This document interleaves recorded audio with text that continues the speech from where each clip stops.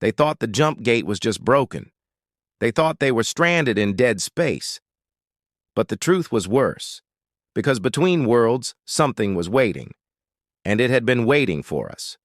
Before we dive in, I want to thank you for being here. If you love stories of humanity standing against the impossible, make sure you like this video, subscribe. Now, let's step into the dark. Space travel was never supposed to feel like drowning.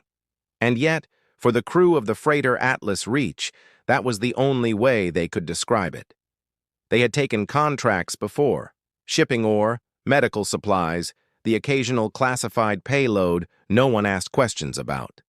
They were used to quiet runs through the void, but this time their cargo wasn't the problem. The jump was. The wormhole gate that hung like a halo near Neptune was one of humanity's newest. Shimmering with pale blue fire, it promised shortcuts across the stars, days instead of decades. The crew of Atlas Reach had crossed before, but the moment they slipped into the gate this time, something went wrong. Instead of emerging into the binary system of Soren 9, they drifted into blackness. No stars, no light, not even the hum of the wormhole collapsing behind them. Just silence. At first, they thought it was a malfunction. Gates were new, unstable. Maybe the coordinates had scrambled. Maybe they were off course. But when they tried to power their engines, they found themselves frozen. Thrusters burned. Nothing moved. The sensors screamed of proximity to nothing. The void refused to shift. The captain, Rhea Vance, held herself steady with the calm of someone who'd seen combat once, long ago. Her voice didn't waver as she ordered diagnostics. But the crew felt it anyway. The pressure, the suffocation, as though they were no longer inside a ship, but buried beneath an ocean of ink. Hours passed. Then days. Supplies were rationed, though they should have been in Soren 9 in less than an hour. Every attempt to reach comms failed. Distress calls were swallowed whole, and then the whispers began. At first it was just Samir, the navigator. He said he heard someone knocking at the hull, just soft, rhythmic taps, like a child seeking entrance. No one else heard it. But 2 days later, Lynn, the engineer, swore she saw something moving outside the viewport, something that wasn't their own shadow. Rhea dismissed it at first. Stress. Cabin fever. The dark was a canvas that played tricks. But the reports grew, voices in the walls, shapes crawling on the exterior plating, tools missing from lockers, only to reappear hours later in impossible places. And then, one of them vanished.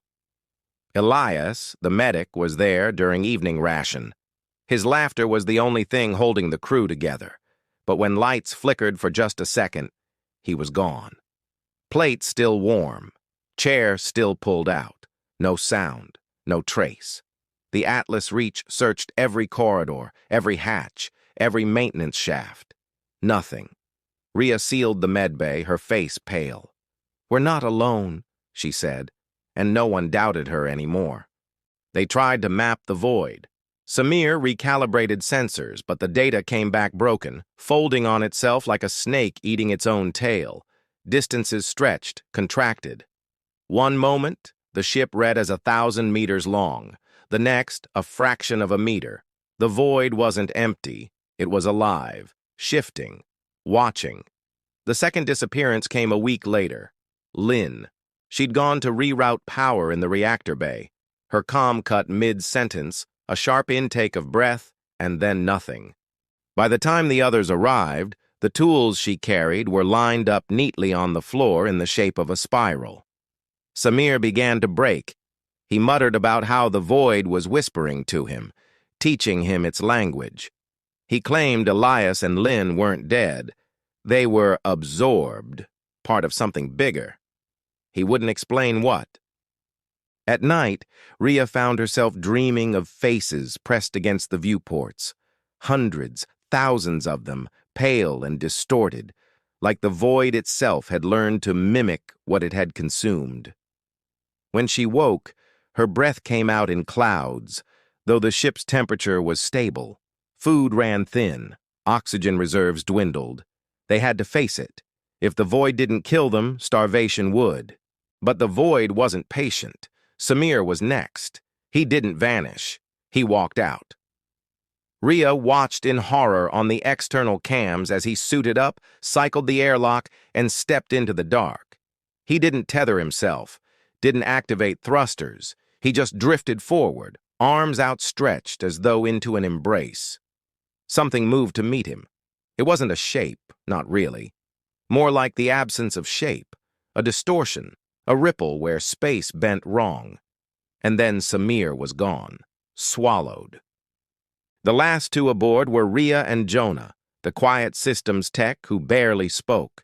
They huddled in the command deck, refusing to separate, rationing the last of their water. Neither of them said it aloud, but they knew. Whatever was out there didn't just feed on bodies. It fed on fear. And their fear was a banquet. The whispers grew louder. Not outside, inside. Jonah woke screaming, clawing at his ears, claiming Elias's voice was inside his skull, telling him to open the door. He begged Rhea to shoot him before he listened. She didn't. When she awoke the next morning, Jonah was gone. The airlock cycled sometime during the night, and in the galley she found his last act, a message scrawled in his own blood across the table. "It doesn't want the ship. It wants you." Rhea was alone. She stopped keeping track of time. Clocks failed anyway. Sometimes she thought she'd been adrift for weeks. Other times, minutes. The void made a mockery of both. Sleep became impossible. Whenever she closed her eyes, she saw it. That ripple, that distortion, creeping closer. She felt it inside her skin, brushing against her bones. The whispers no longer came from outside. They were hers. Still, she refused. She kept the lights burning even as power dwindled. She locked the airlocks, though she knew it was useless. She screamed into the dark, dared it to come. And when it finally did, it wasn't with claws or teeth. It came as Elias. He stood in the command deck, pale, hollow-eyed, smiling the way he used to at mealtime.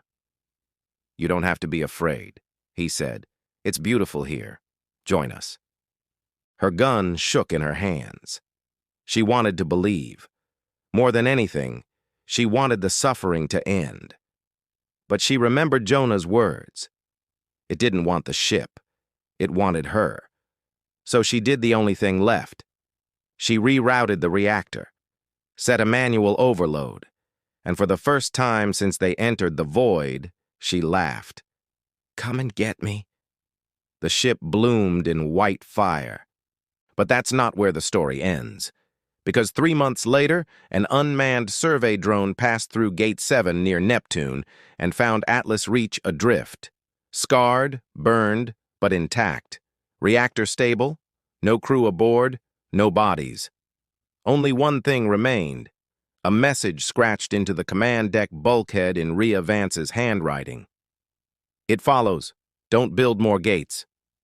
The footage was suppressed by the council, but rumors spread. Some say the void isn't a place. It's a predator. And every time we open a new gate, we're feeding it. And somewhere out there, between the stars we dream of reaching, it waits. If you made it to the end of this story, thank you for listening in the dark with me. If this tale gave you chills, hit that like button, drop a comment with your city's name so I know where you're tuning in from, and subscribe for more journeys into the unknown. Because the void isn't empty. And the next time, it might be us.